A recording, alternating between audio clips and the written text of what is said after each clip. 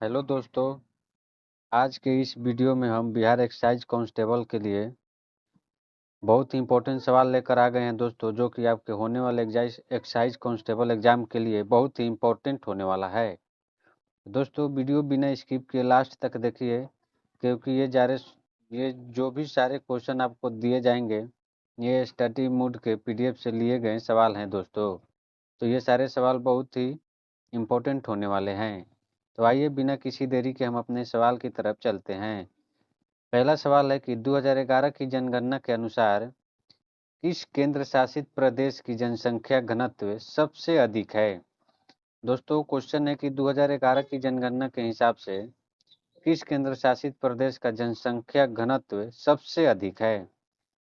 तो ये दिल्ली हो जाएगा दोस्तों।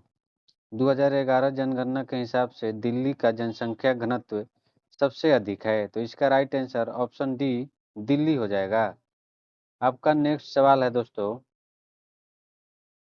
हल्दी घाटी के युद्ध में महाराणा प्रताप ने किस मुगल सम्राट का सामना किया था। हल्दी घाटी का जो दोस्तों युद्ध हुआ था, तो महाराणा प्रताप और एक और जो शासक था वो कौन था, जिनके बीच में हल्दी घाटी युद्ध लड़ा गया था। तो ये हो जाएगा दोस्तों अकबर। हल्दी घाटी का युद्ध महाराणा प्रताप और अकबर के बीच में हुआ था दोस्तों। ऑप्शन ए राइट आंसर ये हो जाएगा। आपका अगला सवाल है, साइमन कमीशन 1927 और नेहरू रिपोर्ट 1928 के संदर्भ में सही कथन को चुने। तो इसमें दो कथन दिया गया दोस्तों, आप लोग को बताना है कि कथन कौन सा सही है। पहला कथन है कि साइमन कमीशन का बहिष्कार ऑल वाइट होने के कारण हुआ। और आपका दूसरा कथन है दोस्तों कि नेहरू रिपोर्ट ने भारत के लिए डोमिनियन स्टेट का प्रस्ताव दिया। तो इसका राइट आंसर हो जाएगा दोस्तों कि ये दोनों ही कथन सही हैं। दोनों ही कथन सही हो जाएगा दोस्तों। आपका राइट आंसर सी सही जवाब। आपका नेक्स्ट सवाल है दोस्तों कि क्षेत्रफल की दृष्टि से भारत का सबसे बड़ा द्वीप कौन सा है। क्षेत्रफल की दृष्टि से भारत का सबसे बड़ा द्वीप कौन सा है दोस्तों। तो ये हो जाएगा महानिकोबार द्वीप। क्षेत्रफल की दृष्टि से भारत का सबसे बड़ा द्वीप महानिकोबार द्वीप। ऑप्शन बी सही जवाब हो जाएगा दोस्तों, महानिकोबार। दोस्तों, अगला सवाल है, पराक्रम दिवस 23 जनवरी से संबंधित है। पराक्रम दिवस दोस्तों 23 जनवरी को मनाया जाता है, और ये किससे संबंधित है दोस्तों।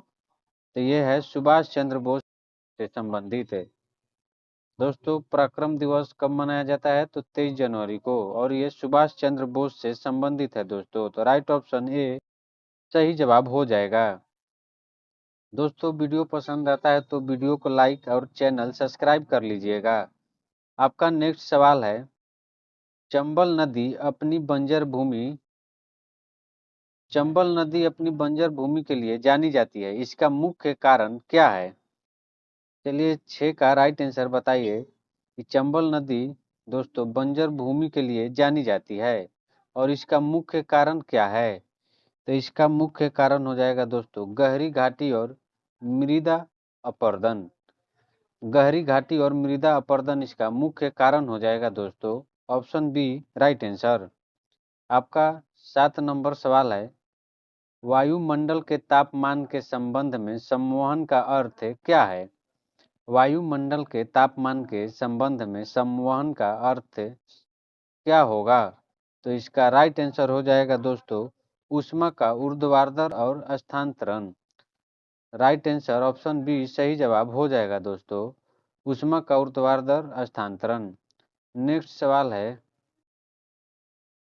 लौह अयस्क का सबसे बड़ा निर्यातक भारतीय बंदरगाह कौन सा है। लौह अयस्क का सबसे बड़ा निर्यातक भारतीय बंदरगाह कौन सा है। तो ये मरमुगांव हो जाएगा दोस्तों। Right option D Mormugao. आपका ऑप्शन डी जिन भी स्टूडेंट का है उनका जवाब सही हो जाएगा। दोस्तों, नेक्स्ट सवाल है कि बिहार का क्षेत्रफल लगभग कितना है। तो बिहार का क्षेत्रफल कितना हो जाएगा दोस्तों। तो ये बिहार का क्षेत्रफल हो जाएगा 94,163 वर्ग किलोमीटर। तो जिस भी स्टूडेंट का ऑप्शन ए आ रहा है उनका जवाब सही हो जाएगा। आपका नेक्स्ट सवाल है, बिहार का प्रमुख जलप्रपात ककोलत किस जिले में स्थित है? दोस्तों ये बहुत इंपॉर्टेंट सवाल है कि बिहार का प्रमुख जलप्रपात ककोलत जलप्रपात किस जिले में स्थित है? तो ये आपका नवादा जिला में स्थित है दोस्तों। ऑप्शन बी सही जवाब होगा, नवादा जिला। आपका 11 नंबर सवाल है, बिहार में प्रसिद्ध विष्णुपद मंदिर कहाँ स्थित है?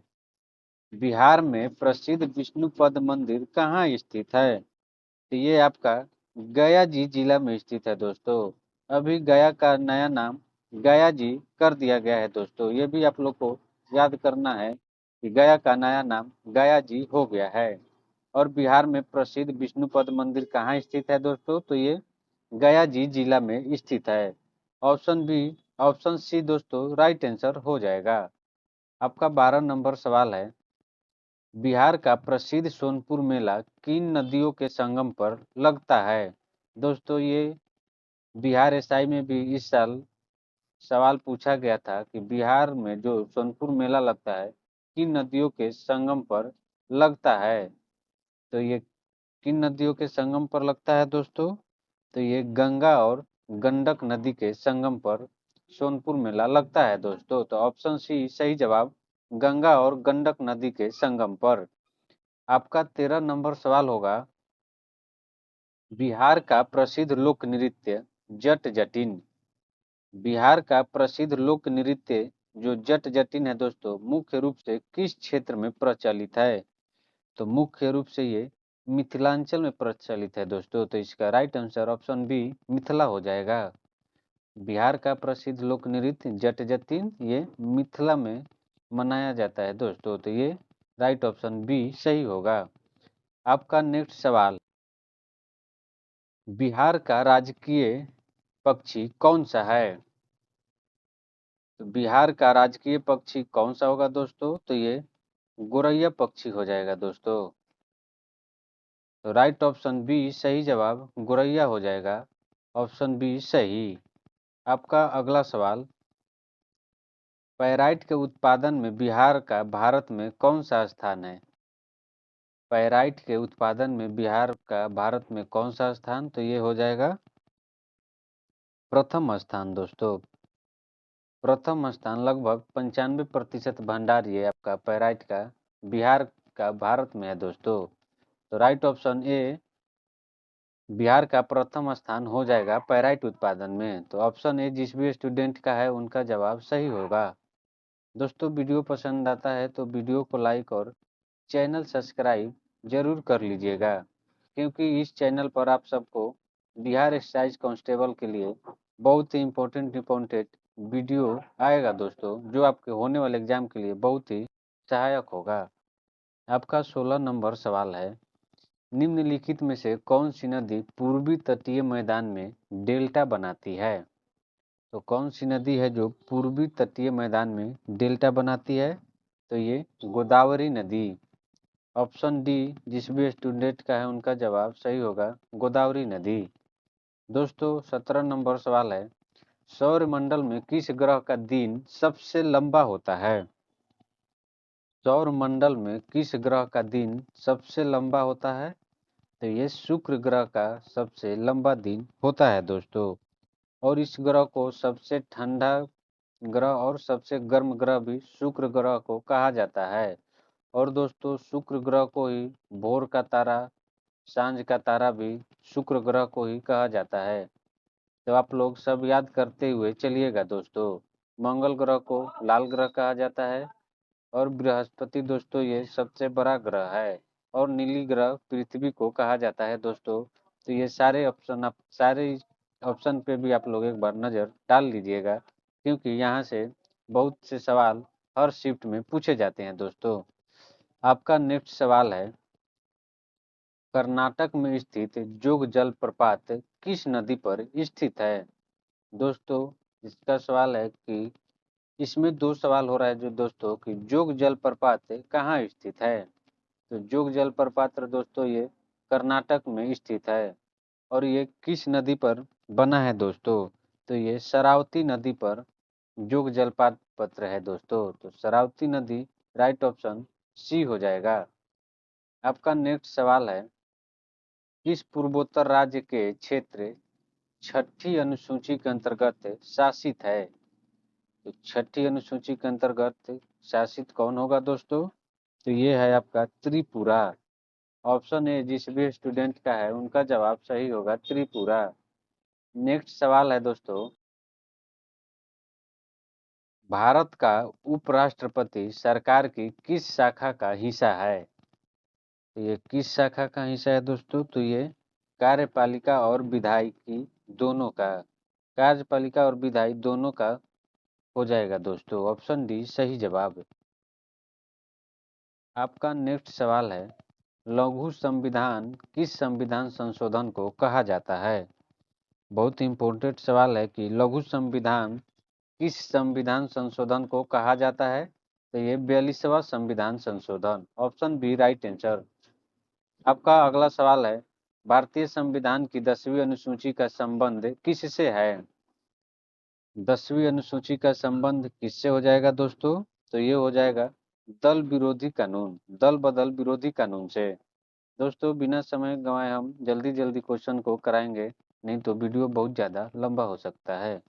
23 नंबर सवाल, भारत में हरित क्रांति का सर्वप्रथम लाभ किस राज्य को प्राप्त हुआ? तो हरित क्रांति का सबसे पहले लाभ किस राज्य को प्राप्त हुआ? तो इसका राइट आंसर होगा पंजाब को।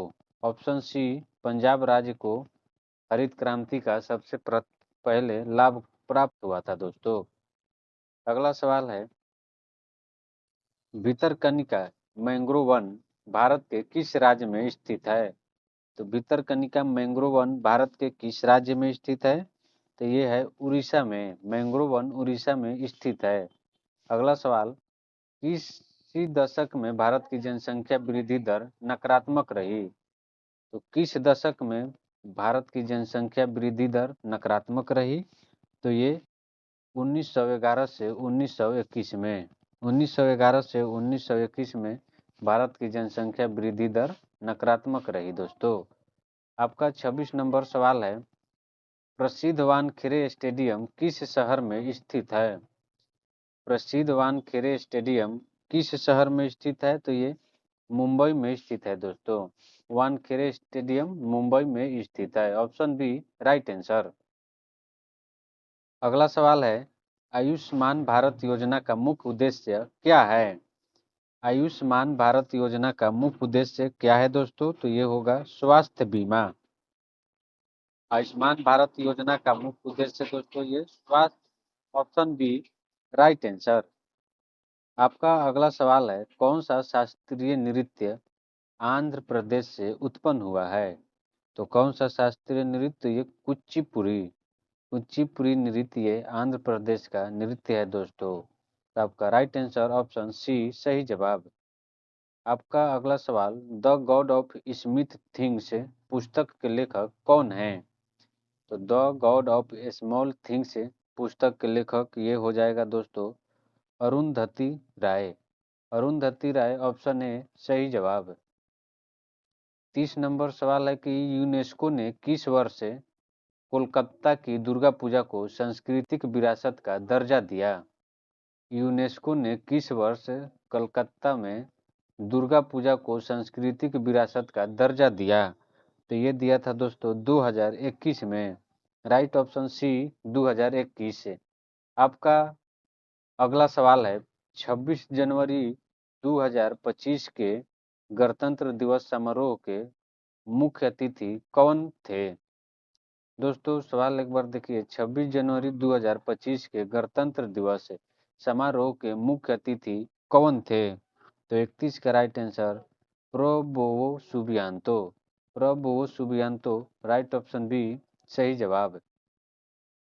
आपका अगला सवाल है, भारत में अबरक उत्पादन में प्रथम राज्य कौन सा है?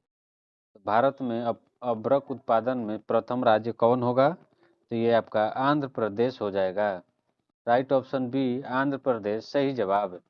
आपका अगला सवाल है, global fire power index global fire power index 2025 में भारत का स्थान क्या है? तो ये भारत का स्थान ये चौथा हो जाएगा दोस्तों, ऑप्शन सी चौथा स्थान। आपका अगला सवाल है, भारत के 53वें मुख्य न्यायाधीश कौन बने हैं? तो भारत के 53वें मुख्य न्यायाधीश कौन बने हैं? तो ये justice Sanjeev Khanna. Option A right answer, justice Sanjeev Khanna सही जवाब। आपका अगला सवाल है, काला पानी सीमा विवाद भारत और किस देश के बीच में चलता है दोस्तों? तो काला पानी सीमा विवाद भारत और नेपाल के बीच में चलता है। तो ऑप्शन सी भारत और नेपाल के बीच में काला पानी सीमा विवाद चलता है दोस्तों। तो राइट आंसर ऑप्शन सी सही जवाब हो जाएगा। आपका अगला सवाल, कन्नौज के लिए त्रिपक्षीय संघर्ष किनके बीच हुआ था? कन्नौज के लिए त्रिपक्षीय संघर्ष किनके बीच हुआ था? तो ये हुआ था पाल और प्रतिहार और राष्ट्रकूट, पाल प्रतिहार और राष्ट्रकूट के बीच में। ऑप्शन है जिस भी स्टूडेंट का है उनका जवाब सही हो जाएगा दोस्तों। आपका अगला सवाल है, कोरोमंडल तट भारत के किस भाग में स्थित है? कोरोमंडल तट भारत के किस भाग में स्थित है? तो ये दक्षिणी पूर्वी तट पर। राइट ऑप्शन बी सही जवाब होगा, दक्षिण पूर्वी तट। आपका अगला सवाल, भगवान विष्णु की लेटी हुई प्रतिमा किस गुफा में पाई जाती है? बहुत ही इम्पोर्टेंट सवाल है कि भगवान विष्णु की लेटी हुई प्रतिमा किस गुफा में पाई जाती है? तो इसका राइट आंसर होगा उंडवल्ली गुफाएं। उंडावली गुफाएं में भगवान विष्णु की लेटी हुई प्रतिमा है दोस्तों। तो राइट ऑप्शन सी सही जवाब है। आपका अगला सवाल है, कोशिका की ऊर्जा किसे कहा जाता है? तो कोशिका का ऊर्जा किसे कहा जाता है दोस्तों? तो 39 का राइट आंसर ऑप्शन बी सही जवाब है। कोशिका का ऊर्जा किसे कहा जाता है दोस्तों? तो ऑप्शन बी सही जवाब हो जाएगा। आपका 40 नंबर सवाल है, पौधों में प्रकाश संश्लेषण मुख्य रूप से कहाँ होता है? पौधों में प्रकाश संश्लेषण मुख्य रूप से कहाँ होता है? तो ये होता है दोस्तों पत्तियों में। पौधों में प्रकाश संश्लेषण मुख्य रूप से पत्तियों में होता है दोस्तों। तो ऑप्शन सी राइट आंसर। दोस्तों वीडियो पसंद आता है तो वीडियो को एक लाइक जरूर करिए और चैनल सब्सक्राइब कर लीजिएगा। आपका अगला सवाल है, कौन सा विटामिन रक्त का थक्का जमाने में सहायक है? तो ये विटामिन के रक्त को थक्का जमाने में सहायक होता है दोस्तों। तो ऑप्शन डी सही जवाब हो जाएगा, विटामिन डी, विटामिन के। दोस्तों विटामिन के हो जाएगा। आपका अगला सवाल है, विद्युत बल्ब का फिलामेंट किस धातु का बना होता है? तो ये भी सवाल बहुत इंपॉर्टेंट है दोस्तों कि विद्युत बल्ब का फिलामेंट किस धातु का बना होता है? तो ये आपका बना होता है दोस्तों टंगस्टन का। ऑप्शन बी सही जवाब हो जाएगा, टंगस्टन से विद्युत बल्ब का फिलामेंट बना होता है। आपका अगला सवाल, समुद्र तल पर पानी का क्वथनांक फ़ारेनहाइट में क्या है? तो इसका राइट आंसर हो जाएगा 212 डिग्री फ़ारेनहाइट। समुद्र तल पर पानी का क्वथनांक 212 degree Fahrenheit. Right answer option B सही जवाब। आपका अगला सवाल है, ध्वनि की तीव्रता किस पर निर्भर करती है? बहुत इंपॉर्टेंट सवाल है कि ध्वनि की तीव्रता किस पर निर्भर करती है? तो ये आयाम पर निर्भर करता है दोस्तों। ध्वनि ध्वनि की तीव्रता आयाम पर निर्भर करती है। तो ऑप्शन बी राइट आंसर आयाम हो जाएगा। आपका अगला सवाल है, एक मोल में कणों की संख्या कितनी होती है?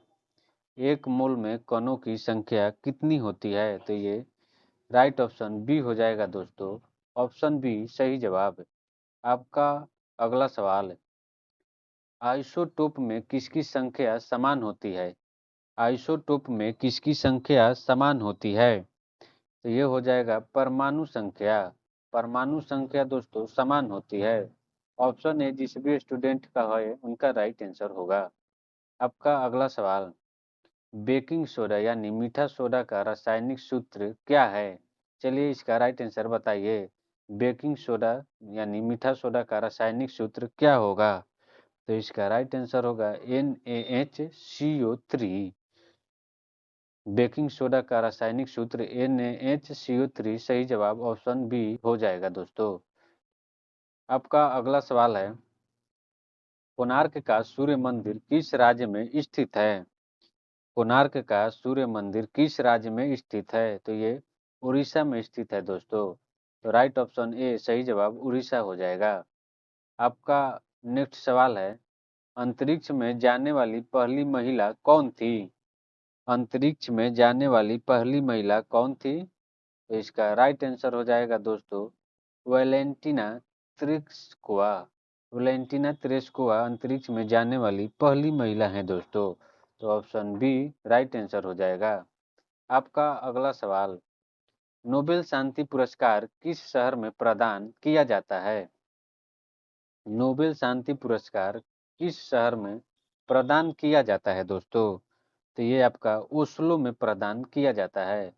Right option B Oslo. Nobel शांति पुरस्कार ओस्लो में प्रदान किया जाता है दोस्तों। आपका 51 नंबर सवाल है, ऑस्ट्रेलिया की राजधानी क्या है? तो ऑस्ट्रेलिया की राजधानी क्या है दोस्तों? चलिए इसका राइट आंसर बताइए। तो 51 का राइट आंसर होगा दोस्तों कैनबरा। ऑस्ट्रेलिया की राजधानी कैनबरा हो जाएगा। Option C right answer. आपका अगला सवाल है, खाद्य एवं कृषि संगठन का मुख्यालय कहाँ स्थित है? खाद्य एवं कृषि संगठन का मुख्यालय कहाँ स्थित है दोस्तों? तो इसका राइट आंसर होगा रोम में। राइट ऑप्शन ए सही जवाब रोम में स्थित है दोस्तों। आपका अगला सवाल, भारत का प्रथम राष्ट्रीय उद्यान कौन सा है? भारत का प्रथम राष्ट्रीय उद्यान कौन सा है? तो ये राइट आंसर हो जाएगा जिम कॉर्बेट। दोस्तों भारत का प्रथम राष्ट्रीय उद्यान Jim Corbett. Right option B सही जवाब है। आपका अगला सवाल है, वायुमंडल में सबसे अधिक मात्रा में पाई जाने वाली गैस कौन सी है? दोस्तों सवाल है कि वायुमंडल में सबसे अधिक मात्रा में पाई जाने वाली कौन सी गैस है? तो ये है दोस्तों नाइट्रोजन गैस वायुमंडल में सबसे अधिक पाई जाती है दोस्तों। तो इसका राइट आंसर ऑप्शन बी सही जवाब।